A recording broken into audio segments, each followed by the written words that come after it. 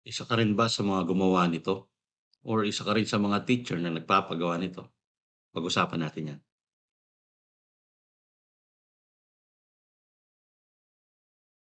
Kamakailan lang ay sumabong ang social media sa mga bata at mga teachers na nag-share ng kanilang paraan para malusutan ang no erasure policy o erasure is wrong sa mga exam at mga quizzes. Ito'y nakakaaliw sa una, kagaya nito na kailangan pa niyang gupitin ang kanyang test paper para lang makapagsulat ng bagong sagot.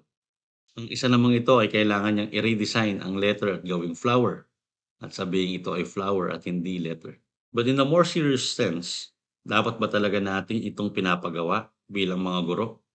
Ayon sa pag-aaral na ginawa ng Cavion Security Insights, imbes na makabuti ang no erasure policy, ito ay lalo pang nakakasama sa pagkoconduct ng exam at sa psychological preferences ng mga bata. Sa kanilang pag-aaral, napag-alaman nila na hindi naman lahat ng papel ay may erasure. Ibig sabihin, hindi lahat ng bata ay prone sa pag-erase ng kanilang mga sagot. Pangalawa, hindi magkatulad ang cheating at pag-erase ng sagot. Dahil sadyang marami lang mga bata ang mabilis mag-isip.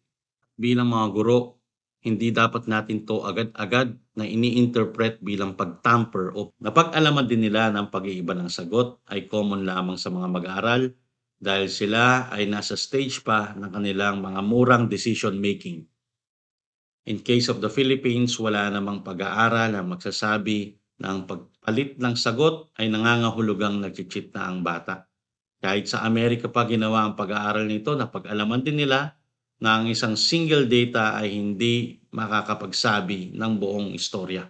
Ganito din yung dapat ang ating attitude bilang educator sa ating classroom. Generally speaking, hindi ba dapat inaalaw natin ang mga bata na magkamali dahil ito ay sangkap ng ating buhay? Ang no erasure policy ay simpleng mali talaga dahil ito ay naka-incline towards the perfection instead of the context. At kahit naman ang mga sikat at mayaman at successful na mga tao, kagaya ni na Bill Gates, Henry C., Ramon Ang, sinasabi nila na dapat tayong magkamali at embrace natin ito. Ang mahalaga malaman natin kung saan tayo mali at pwede natin itong mabago at pwede pa natin itong maayos. Ayon din sa psychologist na si Janet Metcalf, ang pagkakamali ay nag-enhance ng memorya at nagpapatuto sa bata sa kanyang mga responses.